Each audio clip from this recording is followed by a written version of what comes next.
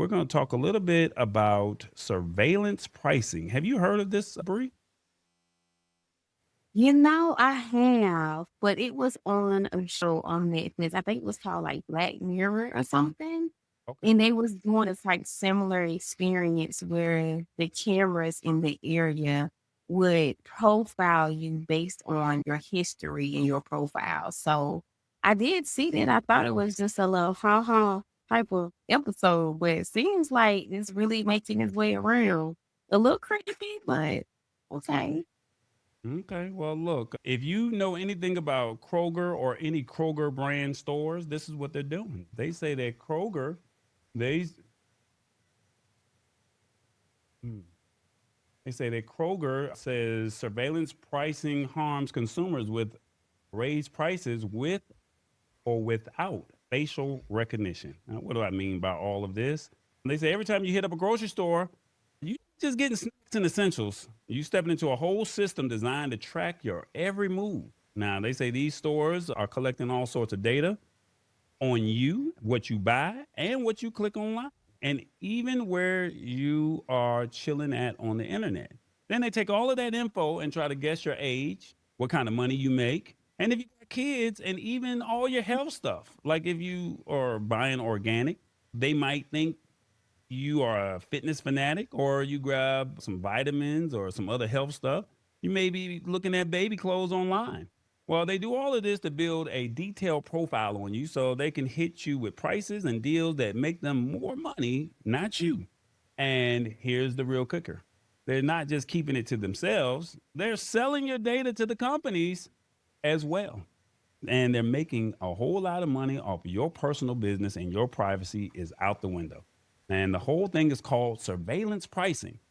And it's when companies gather all of your personal data, make guesses about you, then use that to decide how much to charge you for stuff. Their goal is to figure out the highest price you're willing to pay and then stick you with it.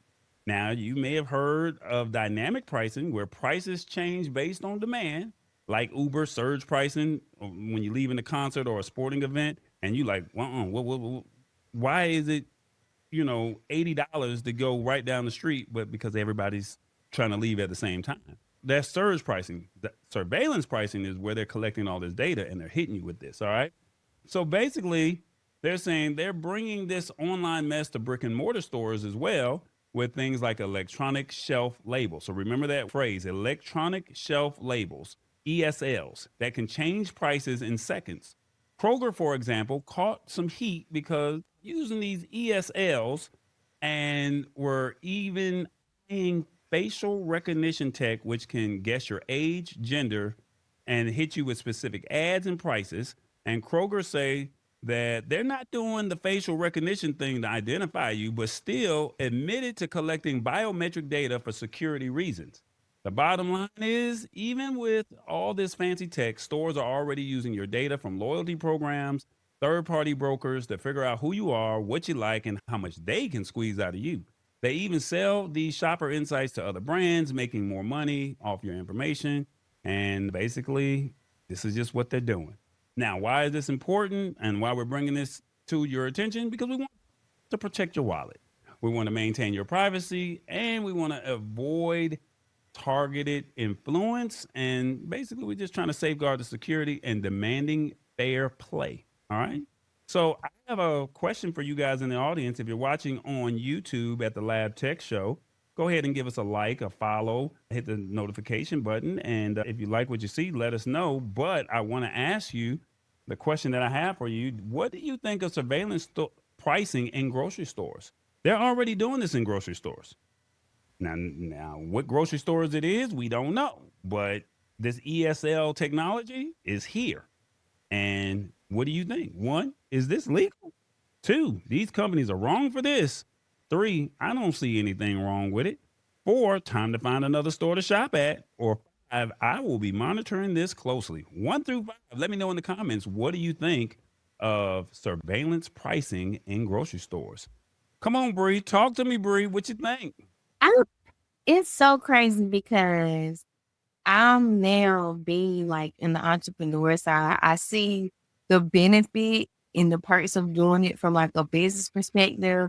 But then, like when I think about it from a consumer perspective, I actually experience it all the time because I can go in a store, I can talk about getting something. The next thing you know, you get these emails, these coupons.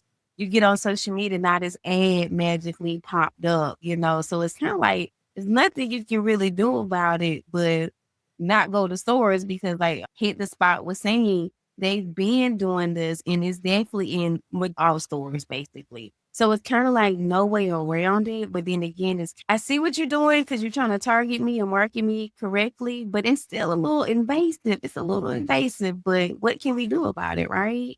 So I'm kind of like smack in the middle. Like I get it, but good Lord, can we do it another way? So I'm right there Hold in on, the hold on. middle. You said you get it. What you talking about? You get it? Listen, targeting business and marketing, that's literally what marketing is. Sometimes if you target someone based off of you thinking what your hottest item is going to be, it's like throwing spaghetti to the wall. But if you know somebody's buying pattern, even like with me, I know when I launch a product, who's most likely going to purchase it because of what they purchased before. So it definitely helps with driving those sales, being very targeted marketing to that customer because you know exactly what they want. Because everybody's nature of pattern and habit. So it's a good way for them to get that and be able to put in front of you the things that they know you're going to want, not what they're going to guess you're going to want. They know you want this stuff from your pattern. So Mm. that's why I say that. Reavis, your thoughts? You know what?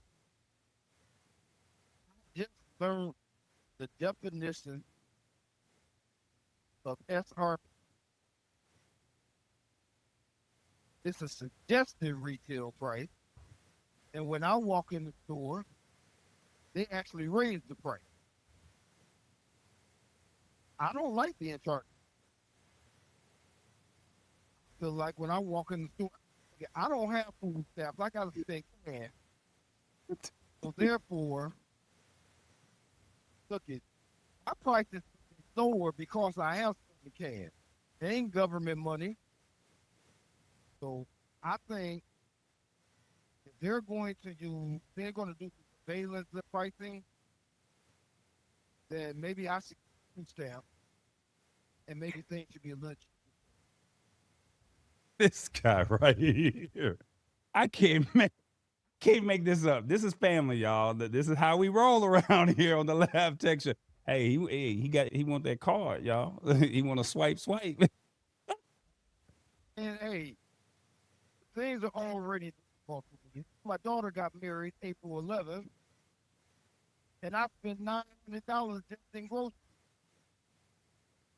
So, like I said, I don't have no food stamps, and I feel like Costco, Walmart, all the places I went shopping for, Gordon Food Service, everybody was targeting me and raised the prices when I got to the cash register.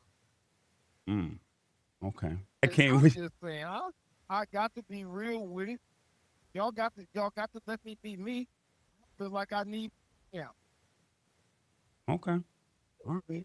They can't target me like that. I want to know what they think when I'm walking through. Okay. You guys are in the stores. Do you feel like you're targeted? Let us know in the comments what you think. All right.